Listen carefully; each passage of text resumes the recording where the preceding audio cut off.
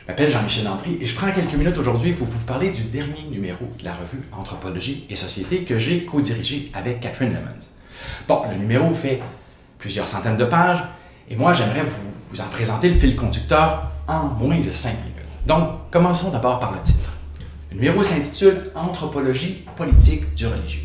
Essentiellement parce que les textes qu'il réunit relancent cette tradition anthropologique au fond très ancienne, qui consiste à aborder la pratique religieuse sous un angle directement politique. Il suffit de rouvrir les ouvrages d'Evans Pritchard, de Georges Balandier, d'autres Richard, pour constater que ce qu'on appelle la religion a longtemps été une préoccupation centrale de l'anthropologie politique. Longtemps, on a cherché à saisir ce qu'il y avait de religieux dans les formes, dans les institutions politiques, des sociétés que l'Europe cherchait à gouverner. Donc, par rapport à cette anthropologie largement africaniste et très certainement coloniale, les auteurs du numéro proposent une sorte de renversement. C'est-à-dire que ce qui les intéresse, c'est pas tant le pouvoir du religieux. Ce qui retient leur attention, c'est plutôt la façon dont le pouvoir aujourd'hui largement séculier, la façon dont le pouvoir organise, structure et parfois même redéfinit le religieux. Donc, non pas le pouvoir du religieux, mais le pouvoir qui est exercé sur le religieux. Et par ce renversement, le numéro rejoint des questionnements très actuels qui ont été soulevés, entre autres, par l'anthropologue Talal Assad et approfondis par la suite par celles et ceux qui ont posé les bases de ce que les anglo-saxons appellent l'anthropologie de la sécularité. Et cette anthropologie de la sécularité, elle a montré, entre autres choses, que nos sociétés séculaires ne se désintéressent pas tant du religieux. Enfin, pas autant qu'on voudrait le croire. Qu'au contraire, nos sociétés scrutent à peu près toutes les manifestations du religieux et souvent cherchent à encadrer la pratique du religieux. Au Québec, on a parfois l'impression qu'on ne sortira jamais de ces débats-là, que ce soit au niveau du voile ou par rapport aux écoles confessionnelles.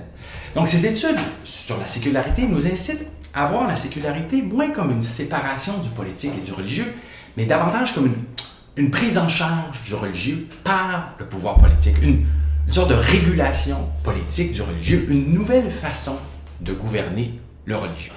Donc cette idée-là, les auteurs du numéro y adhèrent, mais plusieurs introduisent un déplacement supplémentaire qui, à mes yeux, est assez fécond. Comme Catherine Lemons et moi l'avons mentionné dans l'introduction du numéro, les dernières décennies nous ont appris que ce qu'on appelle la religion n'est pas seulement une affaire de croyance, que le religieux se déploie à travers tout un faisceau de pratiques économiques, culinaires, corporelles, professionnelles, familiales, sexuelles, et j'en passe évidemment. Qu'en étudiant le religieux, autrement dit, on étudie toujours plus que le religieux. Et si cette observation-là est juste, comme moi je le crois, on peut sans doute en dire autant de la régulation politique du religieux. On peut au moins penser qu'en régulant le religieux, nos États, nos dispositifs normatifs régulent toujours plus que le religieux, qu'ils contribuent à façonner, à structurer, à transformer toute une gamme de pratiques qui échappent à la catégorie de religion. Que la régulation du religieux, bref, permet de gouverner tout un ensemble de choses, des pratiques familiales, pratiques conjugales, sexuelles, des manières de travailler, des manières de manger, d'échanger, de se rapporter aux objets. Il nous a donc semblé pertinent de se poser la question suivante. Qu'est-ce qu'on gouverne exactement en gouvernant le religieux? De se demander si réguler ou gouverner le religieux, c'est pas aussi une façon de gouverner, encore une fois, tout un ensemble de choses, tout un ensemble de conduites culinaires, économiques, politiques, matérielles, tout un ensemble de conduites qui, à une première vue, n'ont pas grand-chose à voir avec le religieux.